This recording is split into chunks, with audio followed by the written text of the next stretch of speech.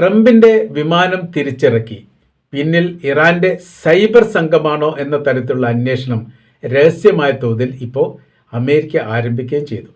കഴിഞ്ഞ ദിവസമാണ് ലോകത്തെ അതിശയിപ്പിക്കുകയും അമ്പരപ്പിക്കുകയും ചെയ്തിരിക്കുന്ന എയർഫോഴ്സ് 1 എന്ന് പറയുന്ന ഏറ്റവും സുരക്ഷിതമായിരിക്കുന്ന വിമാനം തിരിച്ചിറക്കേണ്ട അവസ്ഥയുണ്ടായത്. ഇതിൻ്റെ കാര്യകാരണത്തെക്കുറിച്ച് ആദ്യം മൗനത്തിലായിരുന്നുവെങ്കിലും പിന്നീട് സൈബർ സംഘം അത് പുറത്തു വിട്ടു എന്നാണ് പറയപ്പെടുന്നത്. ഇപ്പോൾ അന്താരാഷ്ട്ര തലത്തിലൊക്കെ വലിയ മീഡിയ ചർച്ചയും ഈ സോഷ്യൽ മീഡിയയിൽ വലിയ രീതിയിലുള്ള പ്രാധാന്യത്തോടുള്ള ചർച്ചയും ആരംഭിച്ചിരിക്കുകയാണ്. സാങ്കേതിക പ്രശ്നവും ഇലക്ട്രിക്കലുമായിട്ട് ബന്ധപ്പെട്ട വിഷയമാണ് അതിൻ്റെ പ്രാഥമികമായ രീതിയിൽ അമേരിക്ക പറയുന്ന കാര്യം. എന്നാൽ ഇത്തരം ഒരു സാങ്കേതിക പ്രശ്നം പോലും ഈ വിമാനത്തിന് ഉണ്ടാവാൻ പാടില്ല എന്നുള്ളതും ഭൂമിയിലെ ഏറ്റവും നിലവിലുള്ള മനുഷ്യനിർമ്മിതമായിരിക്കുന്ന സുരക്ഷാ വിമാനമായിട്ടാണ് എയർഫോഴ്സ് 1 അറിയപ്പെടുന്നത്. അങ്ങനെയെങ്കിൽ എങ്ങനെയാണ് ഈ ഈ ഇലക്ട്രോണിക് വിഷയങ്ങൾ അല്ലെങ്കിൽ സാങ്കേതിക വിഷയങ്ങൾ ഉണ്ടായിട്ടുണ്ടെങ്കിൽ അത് മുൻകൂട്ടി എന്തുകൊണ്ട് കണ്ടുപിടിക്കാൻ സാധിച്ചിട്ടില്ല എന്നുള്ളതാണ് ഏറെ പ്രയാസത്തിലായിരിക്കുന്നത്.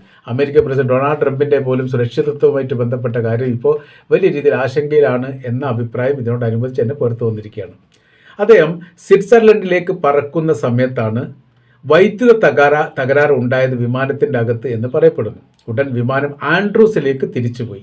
അവിടെ ഇറക്കിയതിന് ശേഷം മറ്റൊരു വിമാനത്തിൽ യാത്ര തുടർന്നു എന്നുള്ള റിപ്പോർട്ടാണ് മണിക്കൂറുകൾക്ക് ശേഷം.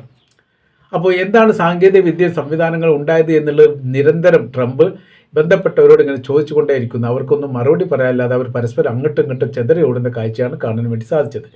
ജനുവരി 2026 ജനുവരി 20 ട്രംപ് സ്വിറ്റ്സർലൻഡിലേക്ക് വേൾഡ് എക്കണോമിക് ഫോറം WEF വേദിയിലേക്ക് പരിപാടിയിൽ പങ്കെടുക്കാൻ വേണ്ടി പോയത്. അപ്രതീക്ഷിതമായിട്ടാണ് ഈ തകരാറ് സംഭവിച്ചത് എന്നാണ് പറയപ്പെടുന്നത്. അപ്പോൾ വിമാനത്തിൻ്റെ അകത്ത് തന്നെ യാത്രക്കിടെ ഇലക്ട്രോണിക് ഈ കറണ്ടുമായിട്ട് ബന്ധപ്പെട്ട വിഷയത്തിൽ തകരാറുണ്ടായിട്ടുണ്ട് എന്ന് പൈലറ്റ് തന്നെ നിർദ്ദേശം നൽകിക്കൊണ്ടേയിരുന്നു. ചെറിയ വിഷയകാര്യങ്ങളുണ്ട് എന്നുള്ളത് വേഗം തിരിച്ചിറക്കാൻ വേണ്ടിയിട്ടായിരുന്നു ഉത്തരവുണ്ടായിരുന്നത്. എന്നാൽ ട്രംപ് ഈ കാര്യങ്ങൾ അറിഞ്ഞിട്ടില്ലെന്നും തിരിച്ച് പറക്കുന്നതിനിടയിൽ ചോദിക്കപ്പെട്ട സമയത്താണ് ചെറിയൊരു വിഷയമുണ്ട്, സാങ്കേതികപരമായിരിക്കും തകരാറ്, നമുക്ക് വിമാനം മാറ്റേണ്ടി വരും എന്നുള്ള വിഷയം അറിഞ്ഞത്. അപ്പോൾ ഇറാന് ഇതിന് മുൻപ് ഈ യുദ്ധത്തോടനുബന്ധിച്ച് തന്നെ പല ഘട്ടങ്ങളിലായി പ്രഖ്യാപിച്ചിരിക്കുന്ന ഒരു കാര്യമുണ്ടായിരുന്നു, ട്രംപിനെ തങ്ങൾ വധിക്കുമെന്ന്. അതിലുള്ള എല്ലാ സംവിധാന കാര്യങ്ങളും തങ്ങൾ ഒരുക്കിയിരിക്കുന്നു. അത് വെറുതെ പറഞ്ഞതാണോ അത് കാര്യത്തിന് പറഞ്ഞതാണോ എന്നതിനെക്കുറിച്ചൊന്നും വിവരമില്ല. കാരണം ഇലക്ഷൻ പ്രചരണത്തോടനുബന്ധിച്ച് ട്രംപിൻ്റെ തലക്ക് വെടികൊണ്ടതുമായി ബന്ധപ്പെട്ട വലിയ രീതിയിലുള്ള വിഷയങ്ങളുണ്ടായിരുന്നു. തലക്കാണ് വെടി വെച്ചത്, പക്ഷേ വെടിക്കൊണ്ടത് ചെവിക്കാണ്. ഈ വെടിക്കൊണ്ടതോടനുബന്ധിച്ച് തന്നെ അമേരിക്കൻ പ്രസിഡന്റ് ഡൊണാൾഡ് ട്രംപ് പറഞ്ഞിരിക്കുന്ന ഒരു കാര്യം, ഇതിൻ്റെ പിന്നിൽ ഇറാനാണോ എന്ന് തങ്ങൾ അന്വേഷിക്കുമെന്നുള്ളതാണ്.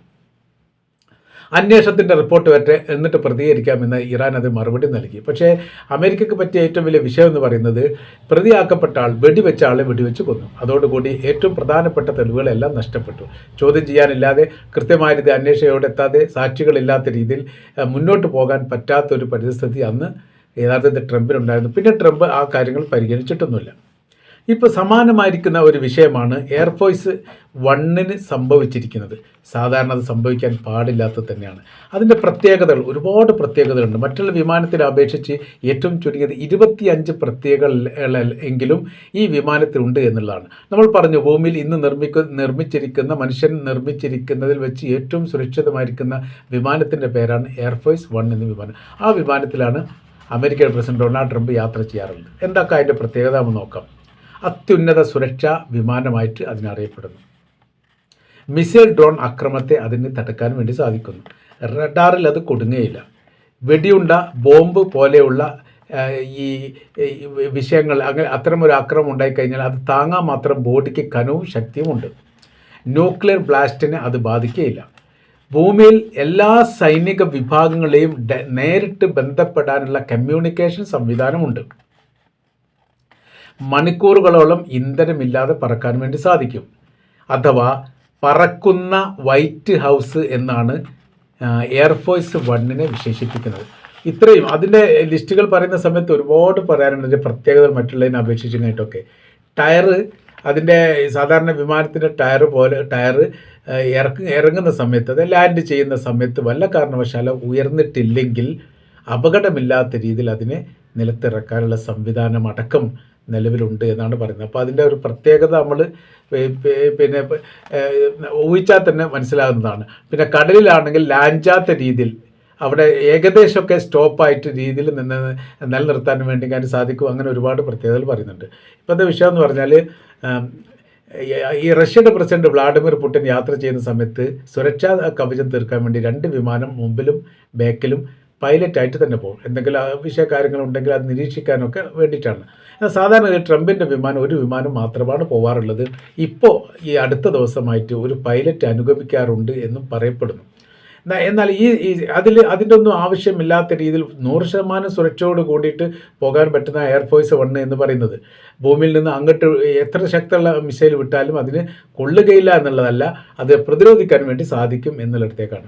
ആ ഒരു വിമാനം പെട്ടെന്നൊരു സുപ്രഭാതത്തിൽ സാങ്കേതിക തകരാറായിട്ടുണ്ട് എന്ന് പറയുകയും അതിൻ്റെ ഏതാനും ആഴ്ചകൾക്ക് മുമ്പ് ഈ ട്രംപിനെ വധിക്കുക എന്നുള്ളത് തങ്ങളുടെ ലക്ഷ്യമാണ് എന്നുള്ളതും അവിടെ നരകം സൃഷ്ടിക്കും എന്നൊക്കെയാണ് ഈ ഇറാൻ്റെ ഭാഗത്ത് വന്നിരിക്കുന്ന റിപ്പോർട്ട്. തങ്ങളുടെ രാജ്യത്തിൻ്റെ അകത്ത് ആഭ്യന്തരമായിരിക്കുന്ന വിഷയങ്ങളിൽ ഇടപെടുക, തങ്ങൾക്കെതിരെ യുദ്ധപ്രഖ്യാപനം നടത്തുക, ഇസ്രായേലിനെ സഹായിക്കുക, ഇങ്ങനെ തുടങ്ങിയിരിക്കുന്ന ഒരുപാട് കാര്യങ്ങളാണ് ഈ വിഷയവുമായിട്ട് ബന്ധപ്പെട്ട് ഇറാൻ പറഞ്ഞിരിക്കുന്നത്. മാത്രമല്ല തങ്ങളെ അമേരിക്ക നേരിട്ട് ആക്രമിച്ചിരിക്കുന്നു, ഇസ്രായേൽ ആക്രമിച്ചിരിക്കുന്നു, വലിയ നാശങ്ങളും നഷ്ടങ്ങളും മരണങ്ങളും തങ്ങൾ അന്ന് ലോകത്തോട് വിളിച്ചു പറഞ്ഞാണ്. നഷ്ടപരിഹാരം കിട്ടുന്നതുമായിട്ട് ബന്ധപ്പെട്ട് UN-ൽ പ്രമേയം അവതരിപ്പിക്കുകയും ചെയ്തിട്ടുണ്ട്, പരാതി കൊടുക്കുകയും ചെയ്തിട്ടുണ്ട്.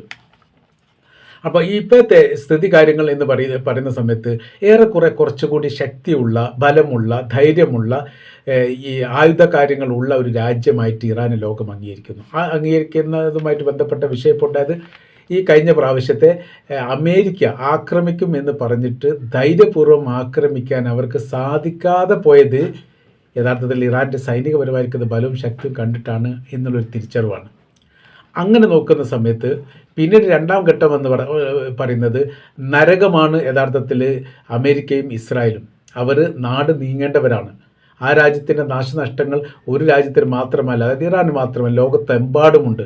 അതുകൊണ്ട് അത്തരം പിശാചുക്കൾക്ക് ഇരിക്കാനുള്ള ഇടം കൊടുക്കാതിരിക്കുക എന്നുള്ളത് തങ്ങളുടെ അനിവാര്യമായിരിക്കുന്ന കാര്യമാണ്. അതിൻ്റെ പ്രവർത്തനങ്ങൾ തങ്ങളുടെ സംഘം ആരംഭിച്ചിരിക്കുന്നു എന്നും പറഞ്ഞിരുന്നു.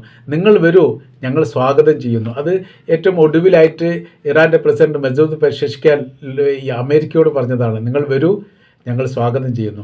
ഞങ്ങളുടെ ഭൂപ്രദേശങ്ങൾ, ഭൂമിയുടെ തലങ്ങളെല്ലാം നിങ്ങളെ സ്വാഗതം ചെയ്യാൻ വേണ്ടിയിട്ട് ആയുധ കൂമ്പാരങ്ങൾ ഒരുക്കി കാത്തിരിക്കുകയാണ്.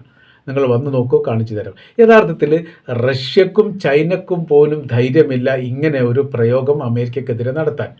അത്രയും ധൈര്യപൂർവ്വം അങ്ങനെ ഒരു വിവരങ്ങൾ നൽകിയിട്ടുണ്ടെങ്കിൽ അതിൻ്റേതായിരിക്കുന്ന എന്തെങ്കിലും കാര്യകാരണങ്ങൾ ഇറാൻ്റെ കൈവശത്തിൽ ഉണ്ടാവും. അതല്ലെങ്കിൽ പ്രതിരോധിക്കാനോ ആക്രമിക്കാനോ യുദ്ധം ചെയ്യാനോ എല്ലാവിധ സംവിധാന കാര്യങ്ങളും ഒരുപക്ഷെ ഇറാൻ ഒരുക്കിയതിന് ശേഷമായിരിക്കാം അങ്ങനെ പറഞ്ഞത് എന്ന് പോലും അനുമാനിക്കുന്നു. ഇങ്ങനെ വല്ലാത്ത രീതിയിൽ വെല്ലുവിളി നേരിടുന്ന ഒരു സാഹചര്യത്തിലാണ് യഥാർത്ഥ ട്രംപിൻ്റെ വിമാനവുമായിട്ട് ബന്ധപ്പെട്ട വിവാദം മറ്റൊരു തലത്തിലേക്ക് നീങ്ങിയിരിക്കുന്നത്. സുരക്ഷാ സംബന്ധമായ കാര്യത്തിൽ രാജ്യം വിട്ടു പോകുകയും താൻ ഇപ്പോൾ ഭയപ്പെടുന്നുണ്ട് എന്ന് ഏതാനും മാസങ്ങൾക്ക് മുമ്പാണ് ഈ ഇസ്രായേലിൻ്റെ പ്രധാനമന്ത്രി ബെഞ്ചമിൻ നെതന്യാഹു പറഞ്ഞത്. അദ്ദേഹം ഉപയോഗിക്കുന്ന വാഹനവും ഉപയോഗിക്കുന്ന എയർപോർട്ടിലും ഒരു മാറ്റം വരുത്താതെ ആ രീതിയിൽ തന്നെയാണ് പോകുന്നത്. മറ്റേതെങ്കിലും വിഷയങ്ങളോ പ്രശ്നങ്ങളോ ഭയപ്പെട്ടിട്ടായിരിക്കാം ഒരു പക്ഷേ ബംഗൂരു എയർപോർട്ടിൽ നിന്നാണ് സാധാരണഗതിയിൽ ഇസ്രായേൽ പ്രധാനമന്ത്രി ബെഞ്ചമിൻ നെതന്യാഹു മറ്റ് ലോക രാജ്യങ്ങൾ സന്ദർശിക്കാൻ പോയി. ലോകരാജ്യങ്ങൾ എന്ന് പറഞ്ഞാൽ ഒരു അമേരിക്ക മാത്രമാണ് യുദ്ധവുമായിട്ട് ബന്ധപ്പെട്ട് സന്ദർശിച്ചത്. മറ്റൊരു രാജ്യം സന്ദർശിച്ചു, അവിടുന്ന് പെട്ടെന്ന് പോയിട്ടുണ്ട് എന്ന് പറയുന്നു. അത് കാനഡ ആണോ എന്ന് സംശയമുണ്ട്. അങ്ങനെ ആ പറയപ്പെട്ട ഒരു രാജ്യം കുറഞ്ഞൊരു സമയം ഒഴിച്ചാൽ പിന്നീട് യുദ്ധമയത്തിന് ശേഷം അദ്ദേഹം സഞ്ചരിച്ച ഏക രാജ്യത്തിൻ്റെ പേര് അമേരിക്ക എന്ന് മാത്രമാണ്. രണ്ടിലധികം തവണ അദ്ദേഹം അങ്ങോട്ട് പോയിട്ടുണ്ട്. ഒരു പ്രാവശ്യമെങ്കിലും ട്രംപ് ഇവിടേക്ക് ഇസ്രായേലിലേക്ക് വരികയും ചെയ്തിട്ടുണ്ട്. അപ്പോൾ ഈ സാഹചര്യ കാര്യങ്ങളെക്കുറിച്ച് കൃത്യമായ രീതിയിൽ രഹസ്യ പഠനം നടത്തിയിട്ട് റിപ്പോർട്ട് സമർപ്പിക്കാൻ വേണ്ടിയിട്ടാണ്. കാര്യം എന്ന് പറഞ്ഞാൽ ഭാവിയിൽ താൻ സുരക്ഷിതനല്ലേ എന്നൊരു പേടി ഇപ്പോൾ ട്രംപിലുണ്ടായിരിക്കുന്നു എന്നാണ്. അമേരിക്കയുടെ പ്രസിഡന്റിന് തൻ്റെ ജീവനുമായിട്ട് ബന്ധപ്പെട്ട കാര്യം ഭയപ്പാടുണ്ട് എന്ന് ഒരു അമേരിക്കൻ പ്രസിഡന്റ് സമ്മതിക്കുന്നത് ആദ്യമായിട്ടാണ്. അതൊരു പരസ്യമായ രീതിയിലുള്ള സമ്മതപത്രമായിട്ടൊന്നും അല്ല കൊടുത്തത്, മറ്റൊരു അഭിമുഖമായിട്ട് ബന്ധപ്പെട്ട് ആ വാചകത്തിൻ്റെ ഇടയിലുള്ള ശരീരഭാഷയിൽ നിന്ന് മീഡിയക്കാർ മനസ്സിലാക്കുന്ന കാര്യമാണ്. ചിലതൊക്കെ അങ്ങനെയാണ്, തുറന്ന് പറഞ്ഞോളണമെന്നില്ല. ആ പറയപ്പെടുന്നതിൽ ഇതും കൂടി ഉൾക്കൊണ്ടിട്ടുണ്ട് എന്ന രീതിയിലൊക്കെ പറഞ്ഞ് വെപ്പിക്കാറുണ്ട് സാധാരണ. ഏതായിരുന്നാൽ ഇപ്പോഴത്തെ നിലവിലെ സാഹചര്യം എന്ന് പറഞ്ഞാൽ ഇറാൻ്റെ സൈബർ ലോകം ഭയാനകരമാണ്. അത് നിയന്ത്രിക്കാൻ പറ്റാത്തതാണ്. അത് പല രീതിയിൽ നശിപ്പിക്കാൻ വേണ്ടി ഇസ്രായേൽ നോക്കി നടത്തിയിട്ടില്ല എന്ന് മാത്രമല്ല, ഇസ്രായേലിൻ്റെ പരമാവധി സൈനിക രഹസ്യങ്ങളും ആയുധ രഹസ്യങ്ങളും അയക്കുന്ന എല്ലാ സംവിധാനത്തിൻ്റെയും ഒളിസങ്കേതം ജീവനോടുകൂടി പിടികൂടപ്പെട്ട വിഭാഗം കൂടിയാണ് യഥാർത്ഥത്തിൽ ഇറാൻ്റെ സൈബർ ടീമും സൈബർ ഹാക്കർമാരും. പല രീതിയിലുള്ള ഹാക്കിംഗ് നടത്തിക്കൊണ്ട് ഇസ്രായേലിൻ്റെ ബന്ധങ്ങൾ, ഇസ്രായേലിൻ്റെ ഈ നെറ്റ് സംബന്ധമായിരിക്കുന്ന ബന്ധങ്ങളെ വിച്ഛേദിക്കാൻ പോലും ഈ വിഭാഗത്തിന് സാധിച്ചിട്ടുണ്ട്. ഏതായിരുന്നാലും ഇപ്പോൾ അമേരിക്കയെ സംബന്ധിച്ചിടത്തോളം വലിയ രീതിയിലുള്ള ഭയം ജനിച്ചിരിക്കുന്നു. ഇറാൻ ഏത് തരത്തിലാണ് തങ്ങൾക്ക് നേരെ തിരിയുക എന്ന കാര്യത്തിൽ വലിയ ആശങ്കയിലാണ് ഇസ്രായേലും അമേരിക്കയും എന്നാണ് ഈ വിഷയവുമായിട്ട് ബന്ധപ്പെട്ട് നമുക്ക് മനസ്സിലാക്കാൻ സാധിക്കുന്നത്.